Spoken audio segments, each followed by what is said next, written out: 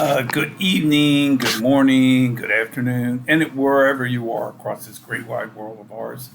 Today, I wanted to talk about this morning I went and had my teeth cleaned by my brother. And I was thinking today, when I was thinking about this, and I wanted to do a video today. And I was thinking when I was wanting to do this video about what I wanted to talk about. And then it dawned on me, it's about goals and goal setting. And I've been doing a series on relationships. But I got to thinking as well today that part of this is where your goals and objectives are in life. And I think this is where a lot of people make mistakes or screw up. I've been doing a conference for conferences. It's called What Is in Your Back. It's from the movie adaptation from Up in the Air, which stars, I believe, Adams and also Clooney and a few other people. I think Justin Bateman is in that movie as well. But the crux of the movie is about what we carry in our backpack. And I created a PowerPoint, and I've done that in a couple conferences. And probably next week, because I had some minor surgery and some odds and ends things due in the last couple of weeks. I'm going to get back into the routine again of trying to do this at a conference again. But the point I want to make about things is we have to coincide where our goals and objectives are in life and where we see things going. Because a lot of times what happens is a lot of people will just, for some reason or another, cannot set their goals and objectives.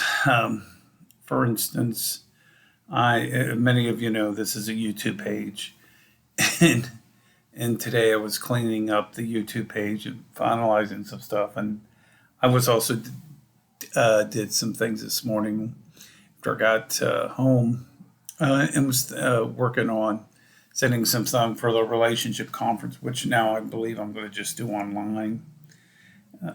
So the goal was I was just trying to just clean up, but I hook everything up to Instagram. I also hook everything up to Facebook. And somebody on Instagram said, blah, blah, blah. Well, of course I knew it was a scammer right off the bat. So, and, as being a psychologist as I am, sometimes I will take and run with the ball with, as I like to say, with some of these people. And they tend to be these type of people, either from Nigeria or they're trying to scam to get money off of people. And the tendencies are these type of people have low self-esteem, low motivation. And it goes back to what I've said before. You create an environment, if you create where you're trying to scam people or you're trying to be not genuine and authentic, it's going to come back in your life as well, because you're not going to have any wealth, and you're not going to have any self-esteem because you don't have any wealth, you have any self-esteem because you're not being authentic. And I've learned this myself when I was younger, so I really never judge people, because it's about this has got to switch into their mind. And I'm a big firmer believer in the only way you can do this is you direct people to do things and move forward with that. And it's in a case of point where somebody will call me up. I had somebody call me yesterday talking about their relationship with a person that they were in, and it was a female, and then her significant other. Both were on the phone. But I could tell that they were not mutually matched. And, you cannot tell somebody in that situation that they're not compatible. They're just going to assume the best to make the best of it, and that's understandable. But my point here goes back to your goals and objectives in life. And I've said this before: your personality is the five sum of the closest people that are near you. So with that said, I was on the bus today coming back, because I just didn't know if I was going to get Novocaine, and I didn't know if I thought I might have had a cavity, and I didn't, thank God, but and the dentist is right up the street. So it's my brother's dental office is right up the street. So it's nothing to that.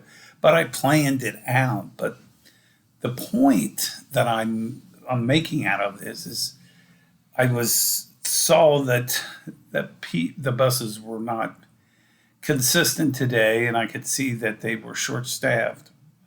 And instead of complaining about it, a lot, which 99, I shouldn't say 99, majority of the people, I would say 80, 90% of the people would complain about it. But see, the way I deal with it is you take that situation and you turn it into a positive. So while I was waiting, I went to Starbucks and I worked on cleaning up my pages, my YouTube page, and doing some editing on that too, while I was waiting on the bus. And then when I noticed that it was on its way, I packed everything up and then brought everything home.